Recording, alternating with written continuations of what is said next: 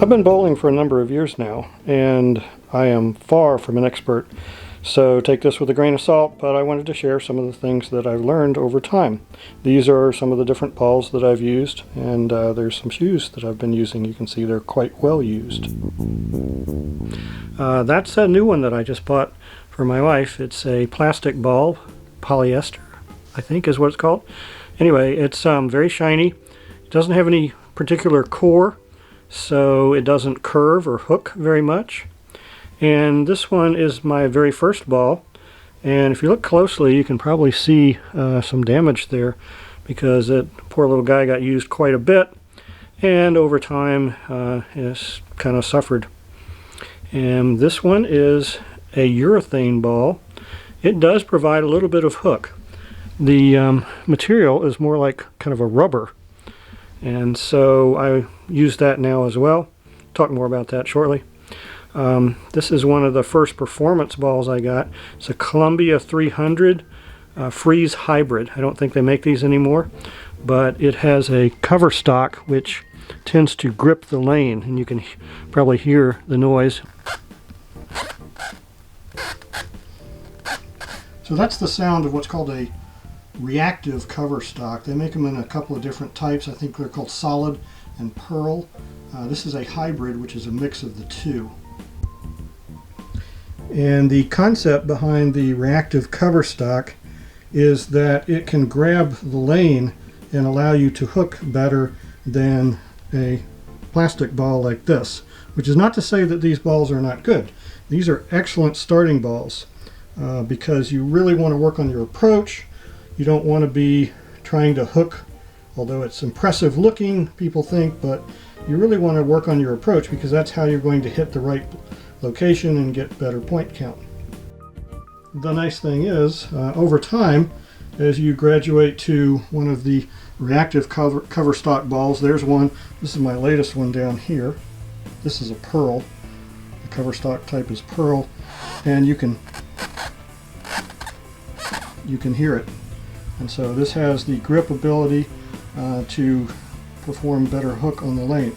But that's for strikes. When you're trying to do spares, you probably don't want a hook. Well, some people don't. And so a lot of people keep their beginning ball or their plastic ball, or whatever you want to call it. In fact, sometimes you buy these intentionally as what's called a spare ball, because when you're trying to get spares, you're often trying to throw it straight and not hook it, so you have better accuracy. So the last thing I want to talk about here is the grip, how your fingers go into the ball. And you really need to work with your pro shop on this, because they're going to be the ones who drill the ball. When you get the ball, this one is brand new. When you get the ball, it doesn't have any holes in it. That's because the holes have to be custom drilled to fit your hand.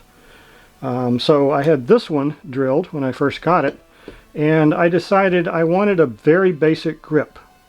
So by that I mean I put my fingers in, goes down to this portion here, I put my thumb in here, and my hand is more or less flat, but my fingers are basically all the way in, and I wanted that to provide me a very firm grip on the ball as I was learning.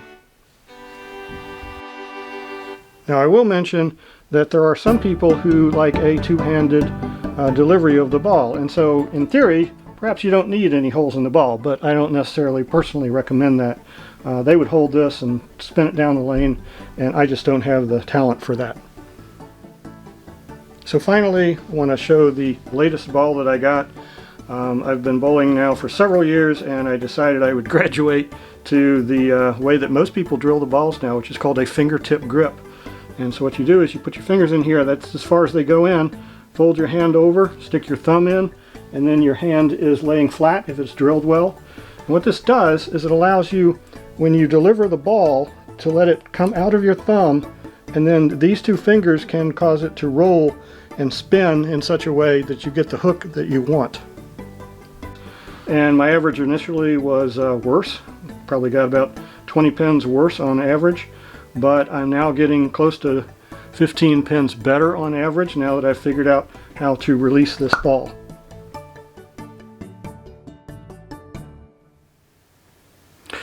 So the last thing I want to comment on before possibly going to the bowling alley and showing you some of these balls in action. I'm not the best for that, so I may or may not do that.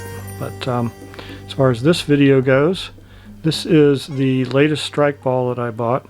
It's a Storm High Road. It's been out for a number of years, so reasonably popular. So if I click right here, then you can see the interior of the ball. Thanks to bowlingball.com, which is the site I'm on. You can also buy these from Amazon and lots of other dealers. Or you can do what I did, which is basically buy it through my pro shop. And then oftentimes they'll provide you a discount on drilling if you buy the ball through them, or you can buy it somewhere and bring it in and have them drill it. So your choice, their choice. Talk to them about it. What I wanted to point out, though, is that this one has a core.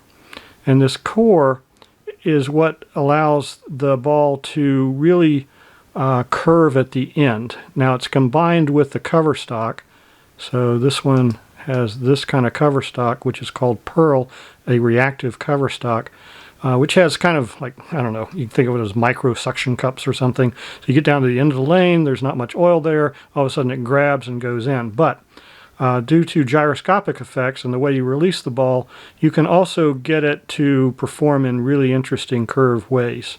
And so that's a portion of what this core is for. It is in there to allow the gyroscopic effects to perform some interesting maneuvers at the end of the lane.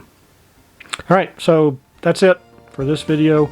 Again, might go to the bowling lane and try to throw some of these down the lane and show you what that looks like, but for now, I think I'll leave it here. Hope you enjoyed it. Bye.